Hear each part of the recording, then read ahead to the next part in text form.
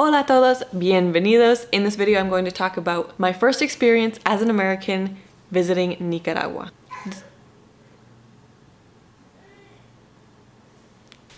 Yes, yes. Desi, hola. Who's that? Yeah. Uh-huh.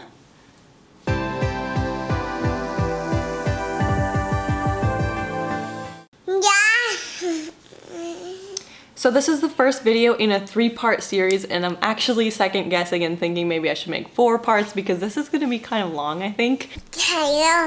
It'll be all about my journey learning more and more about Nicaragua over the last 6 years. Can you believe it? It has been over 6 years since my very first time in Nicaragua. So this video will be about like my first impressions and things that I thought were interesting and different. The next video will be about vacationing, being more of a tourist in Nicaragua, and then learning more as an outsider. And the last video will be about me learning more about the daily life of the average Nica and having my own personal ties to the country. Soy Darlene, a Spanglish speaking mama. And on this channel we speak Spanglish, all about Nicaragua and life as a bicultural family. If you're interested in this type of content, consider subscribing and let's get into the video. I'm gonna go over 3 different areas, and the first is things like first impressions and things that made me kind of nervous about being there. Second, specific moments that I remember where the language had me really stuck because yeah, at the time I did not really speak much Spanish. And third, things that were different from what I was used to that made me pretty excited about being there. And on a good note, you know? Yeah. Parte número 1, things that made me feel or uncomfortable, like that. So first of all, this was the second foreign country I had ever been to in my life. The first being I just barely crossed over the border to Mexico from Texas when I was in 2nd grade, I believe. And that was just a day trip. I did not stay the night or anything. So we just did a little bit of shopping and walking streets. And I am not a city girl, okay? I grew up on the edge of a town, very, very small town. So just the fact of seeing people, this is getting harder and harder as she gets older. So city streets where there's homeless people and just lots of people, I was not comfortable with that situation. So coming into Managua for the first time after getting off of our airplane, it was just incredible to see everything. This city, you know, you drive past places that have graffiti on the walls and places that look nicer and some that look worse and some that are more dirty and some that are cleaner. Everything just felt so strange and different. Hi. Hi, beautiful. What?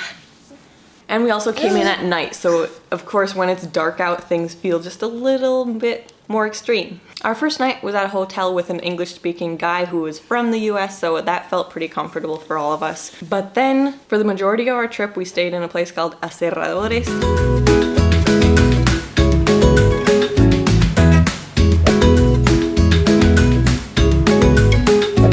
One big thing that happened was our water ran out in the house we were staying at. Honestly, I might have to film this another day. She's been teething, so she's a little more clingy and crabby than usual. Yes, you are. When our water ran out, we're like, what do we do? We didn't know what was going on at all. Somehow we figured things out enough to go to our neighbor for help, but he barely spoke any English and we barely spoke any Spanish. Así que era difícil, but we managed. Probably mostly thanks to my sister-in-law because she's much braver than I was. Even though she didn't speak much Spanish, she was willing to fumble through the words and try to figure things out. Turns out the well had to be pumped or something. I'm not honestly even sure 100% what was going on, but it was a pretty easy fix. Oh my goodness. Okay. We will be back another day, I think. So yesterday, my filming setup got taken away, which was just the couch and the end table, but also most everything is out of here, so it is very echoey, and I'm sorry about that. And this girl wants mother's attention, very much so. I'm sorry about in recent videos not having the best lighting or setups or sound, but such is my life right now, so gotta do what you gotta do.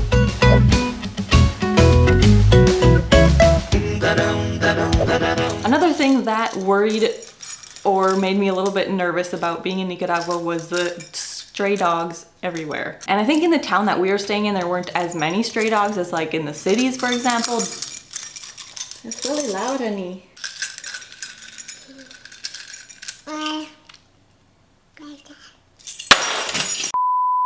Hopefully she stays occupied for a little bit.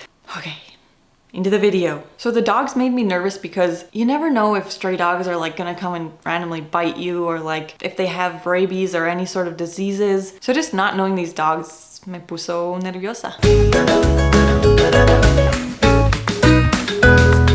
Another thing is basically every window has bars across them, and not bars, you know, like jails or whatever, but you know, fancy bars. And I think even some cities here in the US have them. Like, I'm pretty sure when I went to San Francisco, I saw bars on windows. They're just like fancy bars. I'll try to find a picture for you. Not knowing the reason for those or why everybody would have them on their windows, just like, is that kind of sketchy? But I'm pretty sure it is just like an extra little safety measure, because you want airflow to come through your house all the time since it's so hot there. So a lot of times you just want to have your window open, and if your window's open, you know, people who are looking to do bad can get into your house. But if you have the bars there, you can still have your windows open, air flowing, no harm.